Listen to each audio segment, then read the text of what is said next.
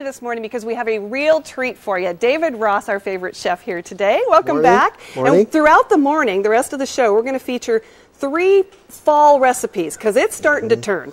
I mean, yesterday's weather was evidence of the fall is coming. And it's a great time of year to end the summer with 3 fall desserts using apples, pears, and peaches. Okay, what are we starting with? We're going to start with apple cobbler. And what I've got is obviously the apple base, and all these desserts are basically the same. They're baked fruit with a different topping. Okay. Very old-fashioned, traditional American recipes.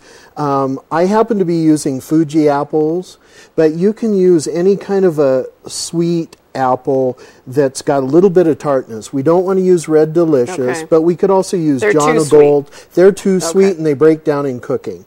So I've just peeled and cored the apple.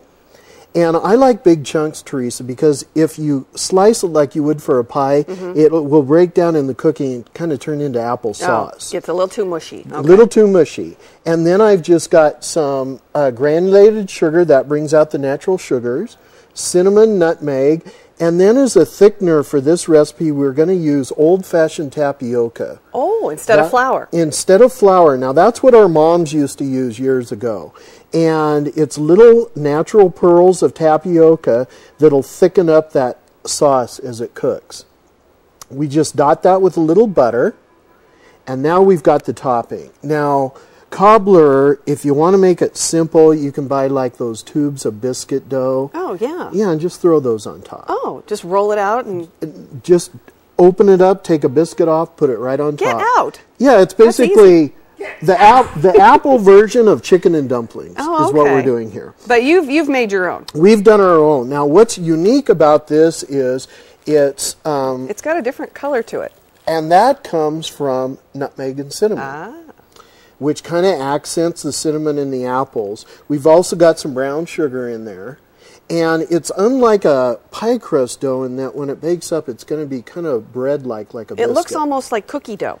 It really does. Yeah. It's kind of like a sugar cookie dough. Okay. Now so you're making an individual cobbler here. Well, this is like a cobbler. This is like, I guess, me or 2 other people. This is like, yeah, this would be like Mark This size. is Mark size. Okay. Whoa.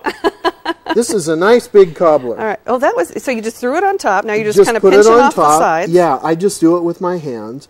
And what's a little bit different about my cobbler is that I'm going to cover the entire top with this dough. Okay. You don't need to... Some people blob it on there. They do. Kind of like dumplings again.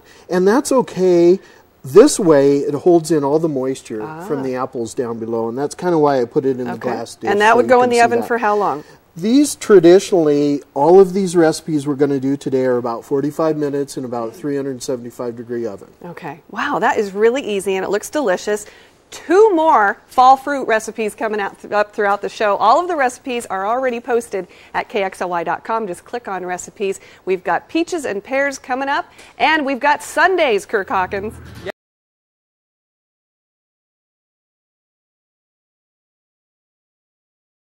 And welcome back. We find ourselves back in the kitchen this morning. We're talking about some of the wonderful fruits that are in season this time of year. And as we head into fall, the desserts that are comfort foods. David Ross, our chef. And David, we've already done apple cobbler this morning. So now we're going to dive into the peaches, which have been fabulous. Yeah, peach crisp. Here's an example of a beautiful Spokane area peach this year. They're huge and wonderfully sweet.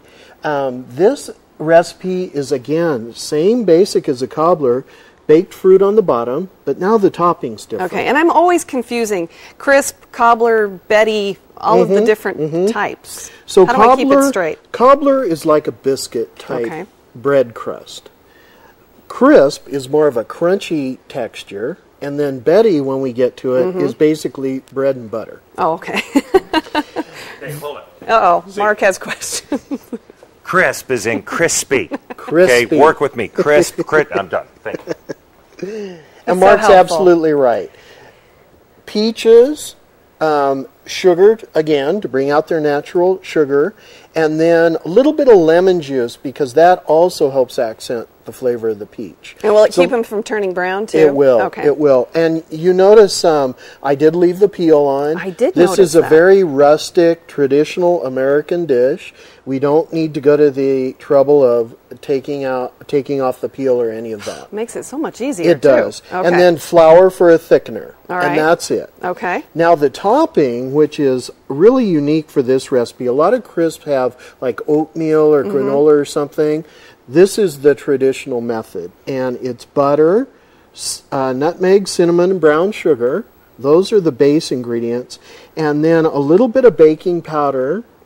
It's got a little bit of flour in it, but the two elements that will make this crispy are an egg that you beat up and you put into the topping, and that kind of brings Holds it together. everything together.